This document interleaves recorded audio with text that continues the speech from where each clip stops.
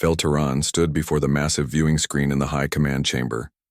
The cold blue light made his pale skin look even more ghostly than usual. Around him, other Catherian officers moved with perfect precision, their movements calculated and efficient. No emotion showed on their faces. Emotion was weakness, and the Catherian Empire had ruled the galaxy for 3,000 years by removing all weakness.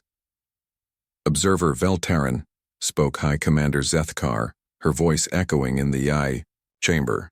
You have been selected for a new assignment. Veltaran bowed his head exactly 30 degrees as protocol demanded. I am ready to serve the Empire. The viewing screen changed, showing a small cluster of yellow stars in a distant arm of the galaxy. Red markers indicated recent conflict. These are human worlds, Zethkar continued, a primitive species that has only recently developed faster than light travel. They are currently under attack by the hegemony of Solar. Veltaran had heard of the Solars. They were a mid-level galactic power, not as advanced as the Catherians but still respectable. Their military followed standard galactic warfare protocols. They were predictable, which made them useful allies and easy enemies. Your mission is simple, Zethkar said. Observe the conflict. Document human military capabilities. Report back with tactical analysis. The Empire is considering adding human worlds to our territory. The screen zoomed in on one particular star system. This is Kepler 442. 3 human colonies exist here. The Solars have sent a standard subjugation fleet. You will watch and record everything. Veltaran studied the data scrolling past. The human colonies were small, barely 200,000 people combined. Their technology was crude by galactic standards. Their ships were slow and poorly armed. This would be a quick battle. Do you expect any resistance worth noting? Veltaran asked. Zethkar's mouth curved in what might have been a smile on another species. On a Catherian, it looked like a knife cut. Intelligence suggests humans are emotional creatures. They may attempt some form of desperate last stand. Document their methods for future reference. Within hours, Veltaran was aboard his observation ship, traveling through hyperspace toward human territory. The ship was small but advanced, designed to remain hidden while recording everything. It could survive in a black hole's event horizon and remain undetected by any known technology. During the journey, Veltaran reviewed the limited files on humanity. They were mammals, warm-blooded and relatively short-lived. They organized themselves into multiple competing governments instead of a single efficient empire. They showed strong emotional responses to threats.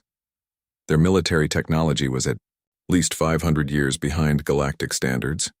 Everything suggested this would be a textbook example of a primitive species meeting an advanced one. The outcome was predetermined. Veltaran's job was simply to record how quickly it happened. The observation ship dropped out of hyperspace at the edge of the Kepler 442 system. Immediately, Veltaran's sensors detected the Solar fleet hanging, in space near the largest human colony. 3 massive dreadnoughts, each 1 kilometer long, their hulls bristling with plasma cannons and missile tubes. Their energy shields created a faint blue glow around each ship. The human fleet was already approaching. Veltaran counted 12 vessels, none larger than 400 meters. They looked crude and angular, like tools built for function rather than beauty. Their formation was loose, almost chaotic compared to the perfect triangle the sailor ships maintained. Veltaran activated his recording systems and opened a communication channel to monitor radio traffic. The Solar commander was broadcasting standard surrender demands in 17 languages. The response from the humans was immediate.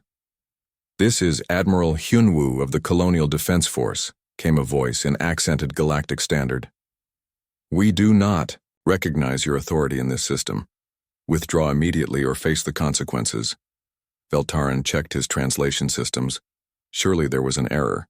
A primitive species with 12 small ships was threatening a force that could destroy planets. But the translation was correct. The Salar commander seemed equally puzzled. "Admiral Hyunwoo, you are outgunned 3-1. Your ships are inferior. Surrender now and your people will be relocated safely." "Counteroffer," Hyunwoo replied. "Leave now and we won't have to destroy you." Veltaran leaned forward in his observation seat. This was unprecedented. In his 3 centuries of documenting conflicts, he had never heard a clearly inferior force make threats like this. Either the humans were insane, or they knew something the Salars did not. The human fleet continued its approach. Veltarin studied their formation more closely and realized it was not chaotic at all. The ships were positioned to support each other, with smaller vessels protecting larger ones. But their movement patterns made no sense according to standard tactical doctrine. "All ships, this is Admiral Hyunwoo," came another transmission. "Remember why we're here. Those are our families down there, our friends, our future. No one gets past us. No one." The response came from multiple human ships at once. Voices overlapping. Some young, some old, all determined. "Understood, Admiral, we're with you."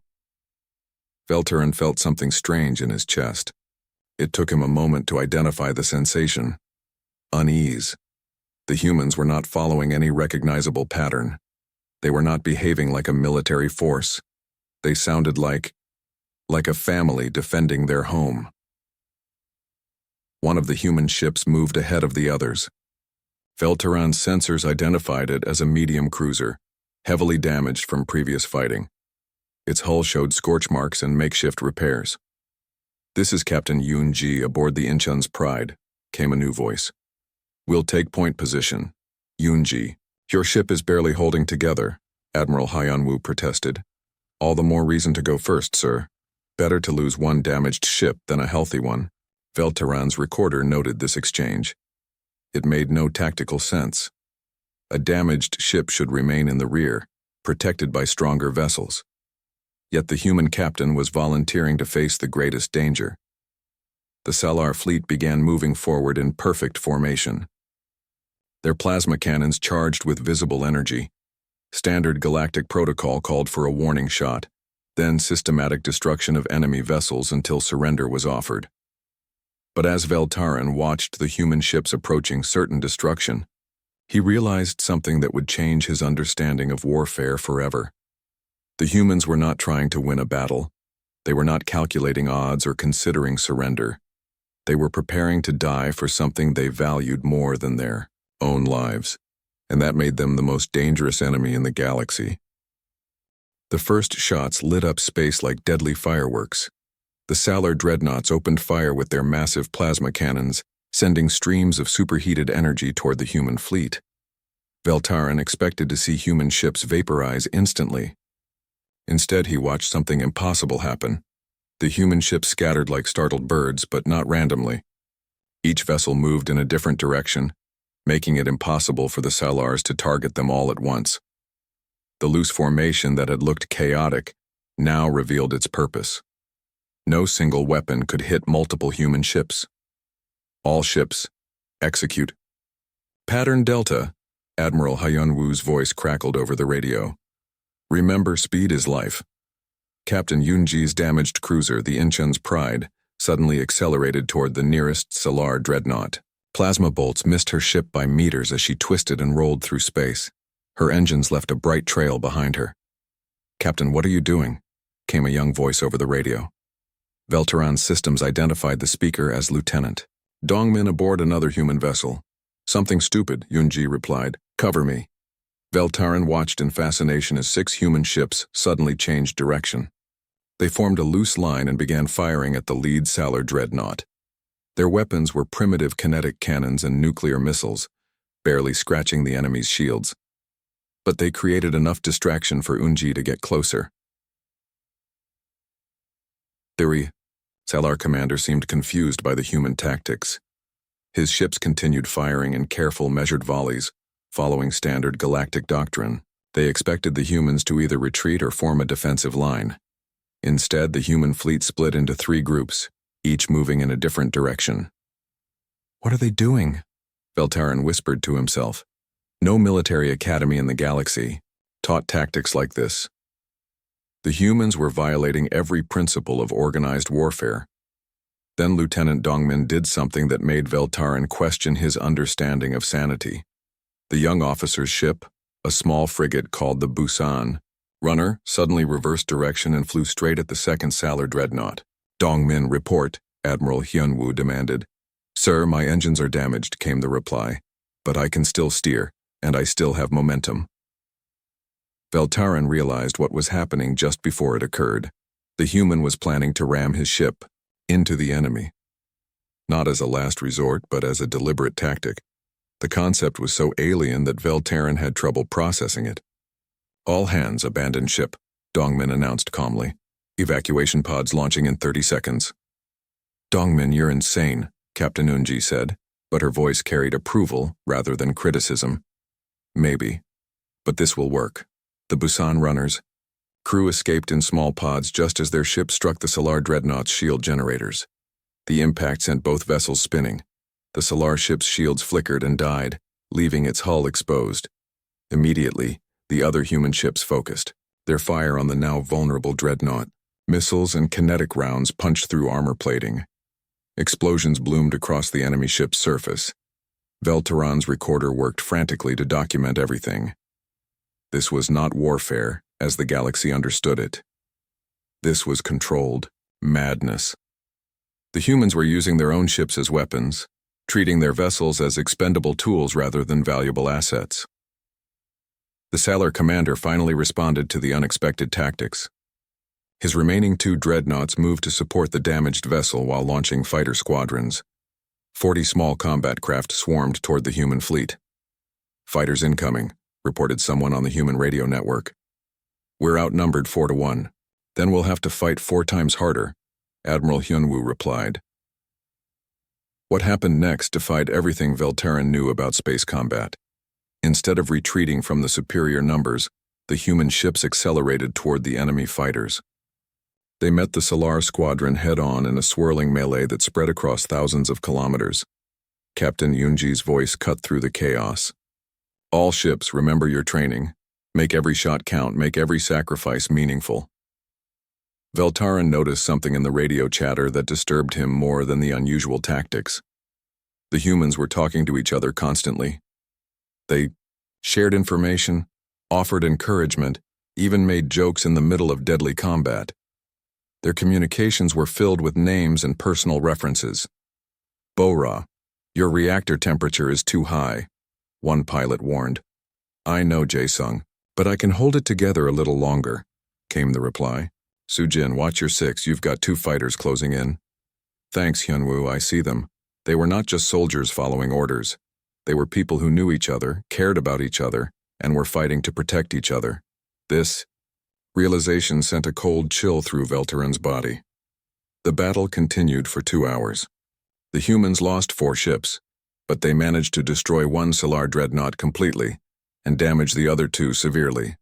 More importantly, they prevented any Solar ships from approaching the colonies.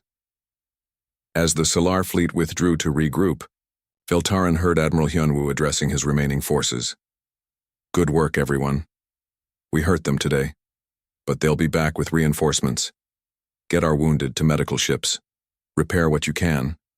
And remember, every minute we hold them, here is another minute for the evacuation."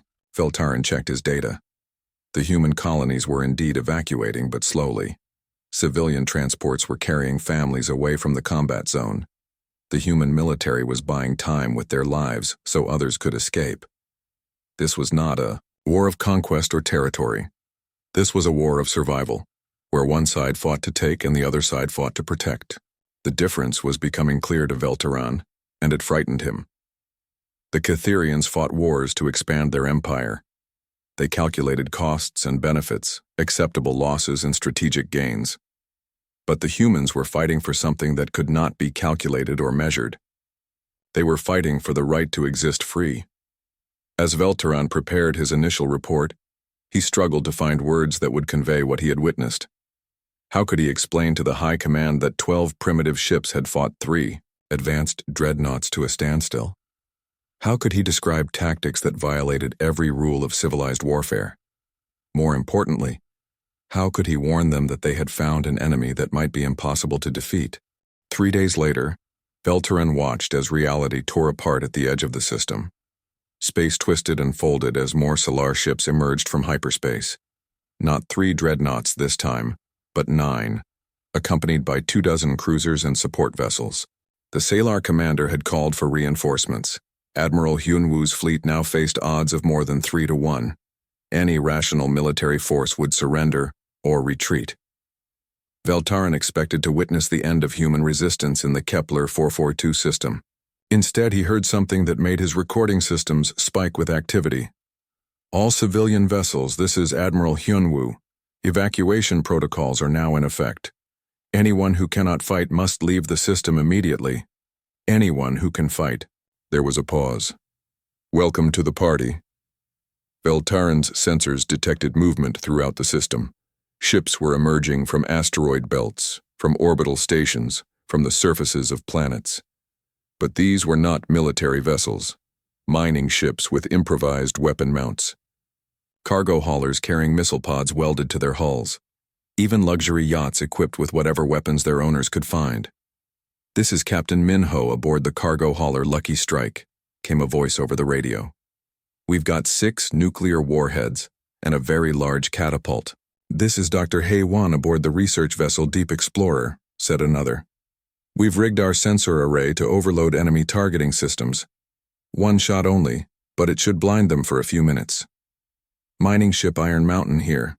We've got industrial cutters that can slice through hull plating. Just point us at something that needs cutting."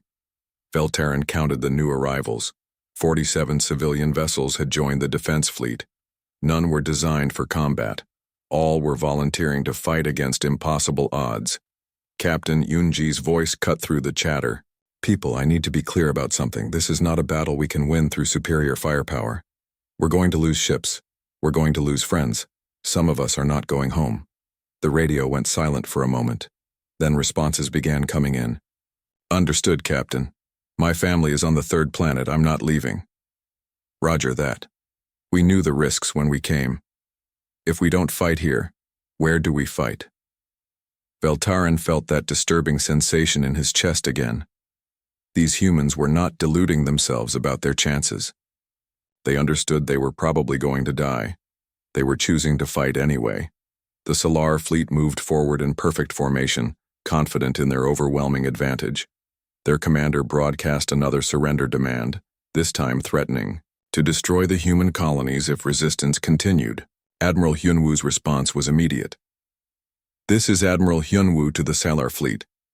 You want our worlds? Come and take them. But know that every meter will cost you blood, and every victory will feel like defeat."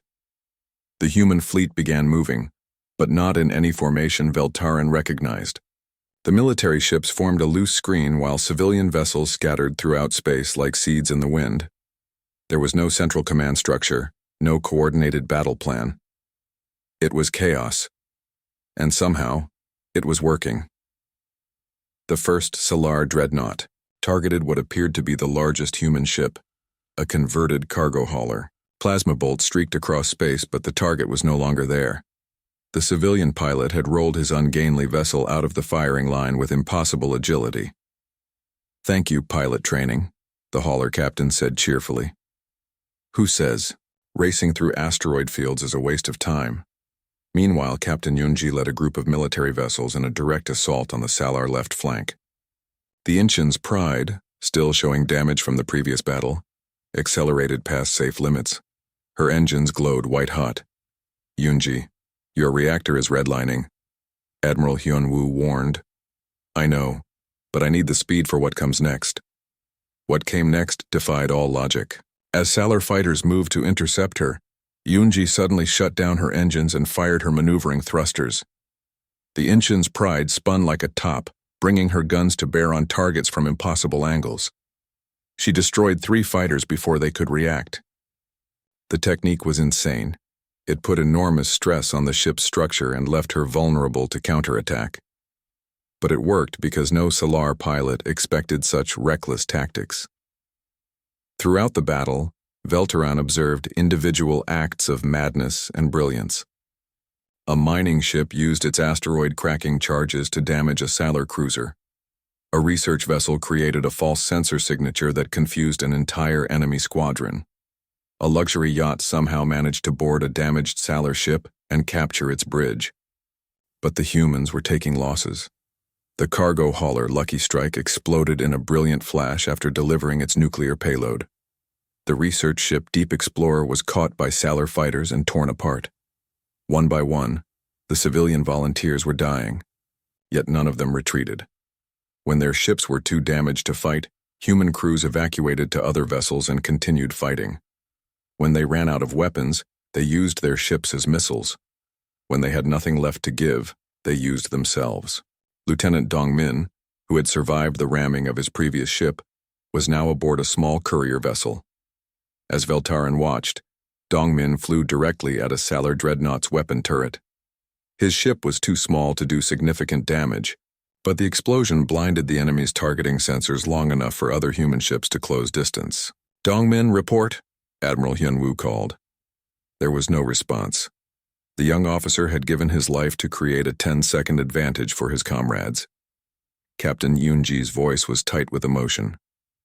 "All ships, Dong Min has shown us the way. Make his sacrifice count. Make them all count." Veltaran realized he was witnessing something unprecedented in galactic history.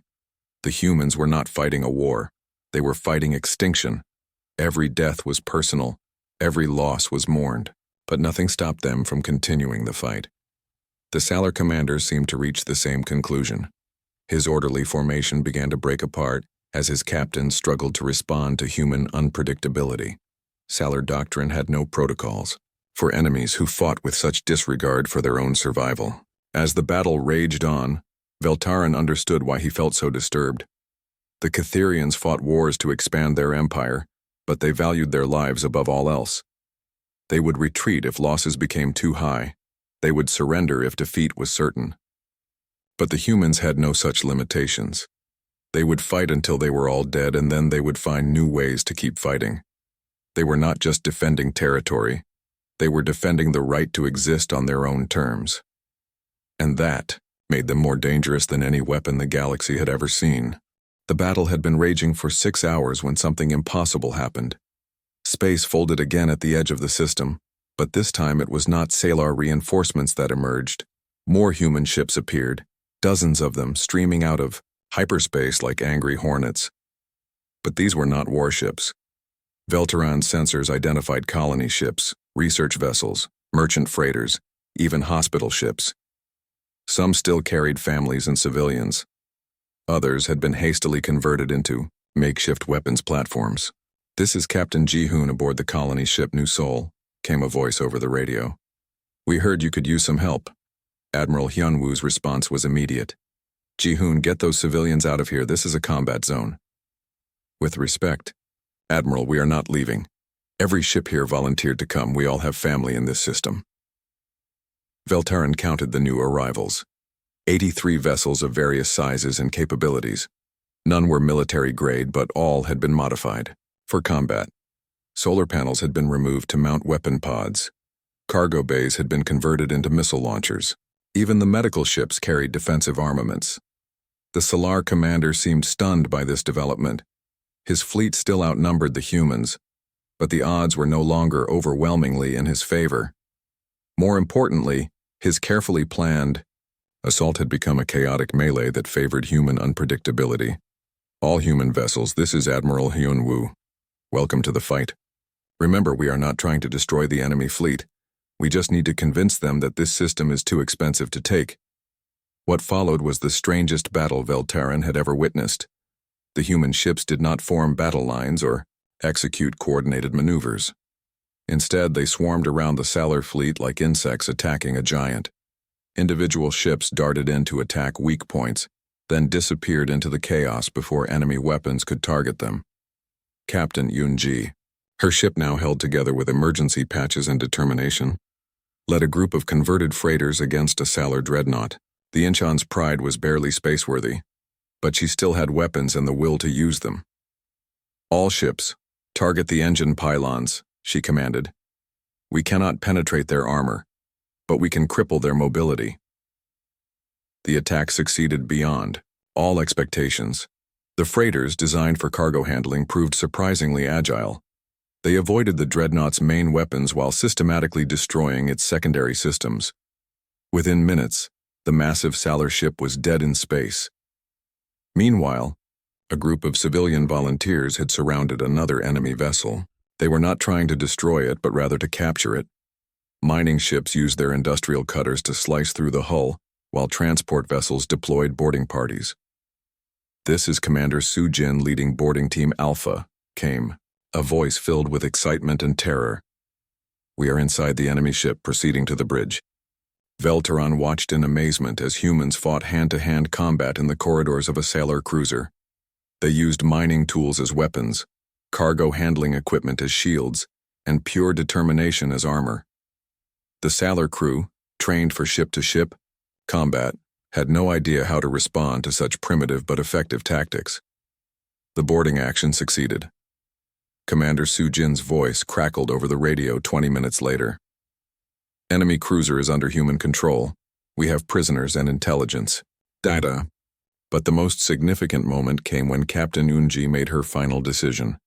The Incheon's pride was dying, her reactor failing, her hull breached in 17 places. Any rational captain would abandon ship and evacuate the crew. Instead, Unji aimed her vessel at the largest sailor dreadnought. "All hands abandon ship," she announced calmly. "I am going to ram the enemy flagship." "Captain, you do not have to do this," Admiral Hyunwoo protested. "Your crew can evacuate to other ships." "No, Admiral. This is my ship, my crew, my choice. We are going to end this battle." Veltaran watched as the human crew evacuated in escape pods while their captain remained alone on the bridge. The Incheon's pride, trailing fire and debris, accelerated toward the Solar flagship at maximum velocity. The enemy commander tried to evade, but his massive ship was too slow to avoid the kamikaze attack. The Incheon's pride struck the dreadnought, just below the bridge section. Both ships exploded in a fireball that lit up half the system. The destruction of the flagship broke Solar resistance. Their remaining ships began retreating toward the edge of the system, abandoning their damaged vessels and dead comrades. The human volunteers did not pursue. They had achieved their objective. As the enemy fleet fled, Admiral Hyunwoo addressed the survivors. "Captain Unji gave her life so that our children could grow up free. Lieutenant Dongmin died so that strangers could escape to safety. Hundreds of others made the same choice. They are heroes, all of them." The radio channels, filled with voices, people calling out names of the dead, sharing memories, promising to remember. Veltaran realized he was listening to something he had never heard before. An entire civilization mourning its losses while celebrating its survival. But what disturbed him most was the aftermath. As the humans began rescue operations and damage assessment, they showed no signs of triumph or conquest. They were not celebrating a great victory. They were simply relieved that their families were safe. "All ships begin search and rescue operations," Admiral Hyunwoo ordered. "Sailor survivors are to be treated with the same care as our own wounded. They are prisoners of war, not enemies to be slaughtered." This was incomprehensible to Veltaran. The humans had just fought a desperate battle against an enemy that tried to enslave them. Now they were offering medical aid to those same enemies. It was not logical. It was not efficient. It was not the behavior of a conquering force. It was the behavior of people who fought not because they enjoyed war, but because they had no choice. They showed mercy to defeated enemies because they understood that today's enemy might be tomorrow's neighbor. As Veltaran compiled his observations, he realized that everything the Catherian Empire believed about warfare was wrong. They fought to expand territory, to acquire resources, to demonstrate superiority. The humans fought for something far more dangerous, the right to determine their own destiny. And they had just proven that such determination could overcome any technological advantage, any numerical superiority, any careful planning. The humans had won not because they were stronger, but because they refused to be conquered. For the first time in his 3 centuries of life, Veltaran began to understand what the word freedom really meant. And it terrified him.